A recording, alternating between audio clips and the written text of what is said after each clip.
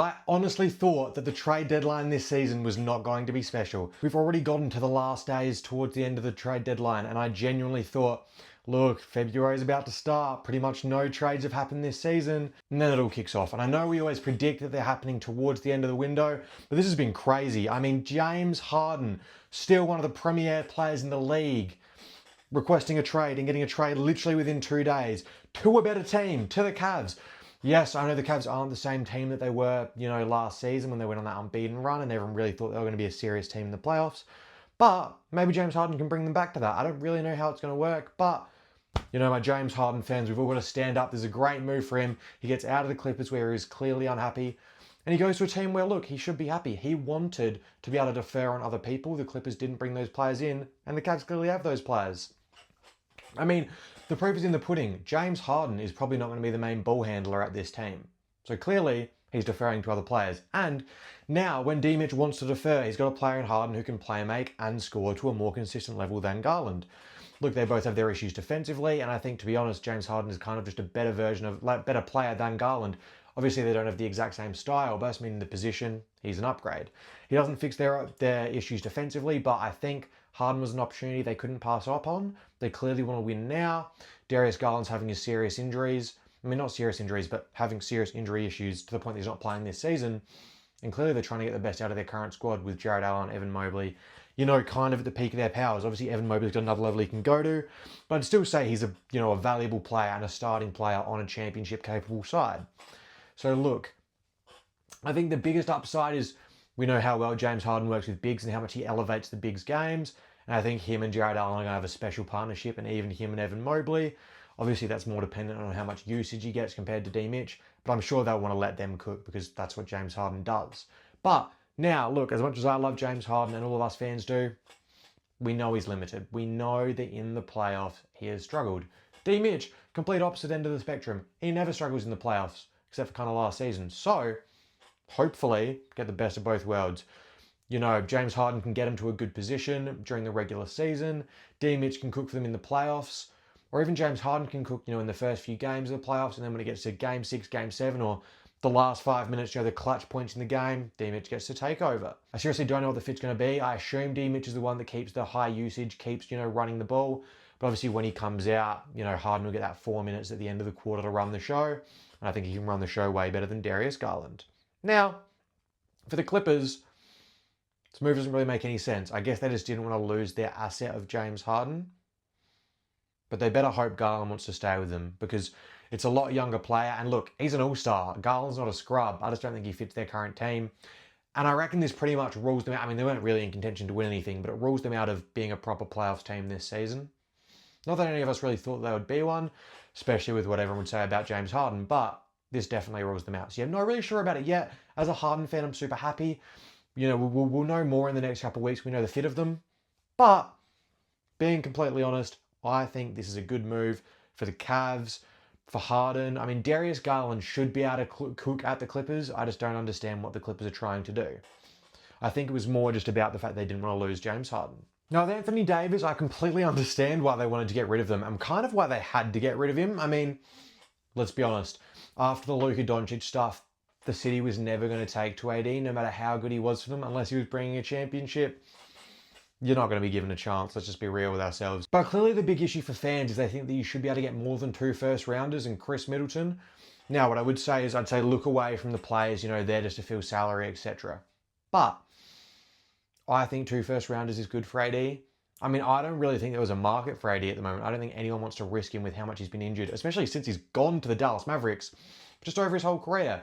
And now, look, as you're getting older, he looks like one of those players who will fall off quicker than others because he's always injured. But thankfully for the Dallas Mavericks, when he's been playing, he's still been very good. That's why they've even been able to get 2 first-rounders for him. Otherwise, I think, look, he could be in a similar situation to Ja Morant.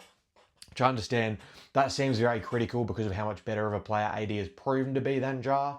I mean, he's won a championship in LA, but I do think, honestly, 2 first-rounders is good. Now, I understand why it looks bad because Jaren Jackson Jr. just went for 3, but he doesn't have the injury issues. He's a lot younger. And obviously Utah have them to use. I feel bad for AD, man. I mean, seriously, that guy's been through the ringer. He was a legend in LA. They traded him, and now he goes, he's got nothing happen from him in Dallas. I think it's good for him to get out of there. It's just good for everyone involved for him to get out of there. So hopefully he can have some fun in Washington. And on Washington, it looks unreal for them. They've got 2 vets and genuine, actual superstars in Trey and AD. And they have Keshawn George, Bilal Coulibaly, Alex Sarr. I mean, they've got a great starting 5. Now, look, obviously they're not going to do anything with that this season, but next season, I think that's playoffs contenders. If you can keep those 2 fit, Trey with his ankle issues and AD with his, everything issues, it's a good team. You've got D'Lo coming off the bench as well. If they can get some vets in there, some backup players, they could be a seriously good team next year. And just for the future with learning through AD and Trey with all those great young players. Now, the last 2 trades that I'm desperate to talk about are that of Kobe White and Jaren Jackson Jr. Now, on Kobe White, this move is wild. I mean, I know that Chicago loves him. He loves Chicago. And I thought he was the future of the franchise. Now, obviously, they've been stuck in the play in the past few years. And I understand he's had injury issues. And they kind of look like they're moving in a new direction with Josh Giddey. I think he's going to be the main focal point now. And he's going to take the reins. And they've moved on from Vucevic. He's gone to the Celtics, which I think is great for the Celtics as well. But Chicago kind of did want him gone, so I understand that part. But Kobe White, I just said he's the future. Everyone loved him. If you told me at the start of the season they'd be trading him, I would assume it's to a contender, not to the Charlotte Hornets. And I would assume that all of Chicago would be really upset. Now, they still might be, and I assume they are. I haven't actually had time to look at what the general reaction is to it yet, but they sent him to hell. They sent him to Charlotte. I mean, that team is not contenders. I mean, they're quietly building a nifty little good team, but they're not going to be contending for a while. Kind of feels like he's just been sent to the Chicago Bulls, but a lesser version of it. Obviously nothing to do with the city, just the teams. Now, is this a good move for the Hornets? Absolutely. Unbelievable deal. Is this a good move for Chicago? I don't understand it at all. I get that obviously, they've just brought in more guards. Anthony Simons has just come in from Chicago for Vooch, which I understand. That's a great deal. So you could kind of see now that Kobe White will be leaving, but I never could have thought that at the start of the season. Now, look, we've all complained for years that, the Bulls don't need 1 million guards and they've got them. It doesn't really make sense. And they've just brought in more depth for guards and Anthony Simons, who I presume will start there. Otherwise, why would he have decided to leave? I mean, to be fair, it's not his choice, but I just don't know why they would have gone for him if he's not, going to be a starter.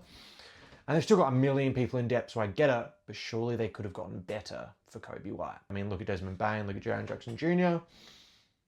Obviously, not all teams will run like that and work like that, and clearly Chicago aren't, because that's terrible. Grizzlies, have done absolutely brilliantly with Jaren Jackson Jr.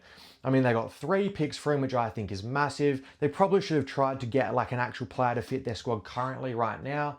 They weren't particularly able to do that, but I still think this is a great move for their future. They're going to have so many picks, and I assume that's what they're going to try and do with Jar as well. But the Utah side of things, they are building a playoffs team. Kessler, Markkanen, Keontae George, Jaren Jackson Jr., Collier, Bryce Sensabaugh, that team is going to be special. I mean, they kind of look like a bottom tier playoffs team, but for what Utah have been over the past few years, I think that's special. And Ace Bailey. I mean, second year Ace Bailey, Utah could have a squad. I'm very excited to watch them. Not only are they going to be good, but they're going to be fun. I mean, they've got Nurkic back up. That is genuinely a good team.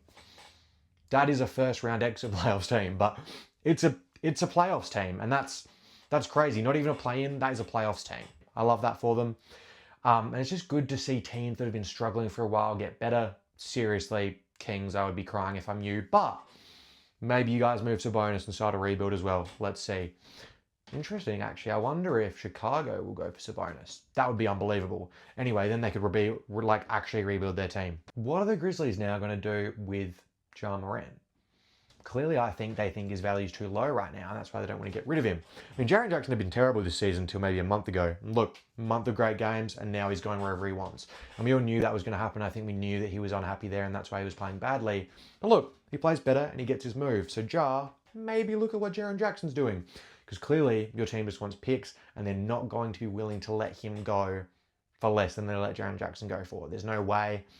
Yes, I mean, look, Ja's been terrible for 2 years now. He clearly looks uninterested. He looks like a plague on the dressing room. We saw the interaction he had with one of his teammates that looked terrible, like he didn't want to be there.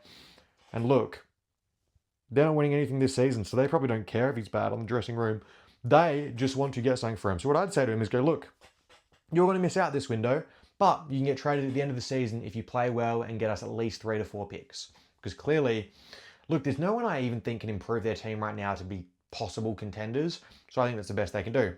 Go for those picks, do a complete rebuild. Sometimes that works out really well, OKC. Sometimes that can work out absolutely horribly and you can be stuck in this constant rebuild phase.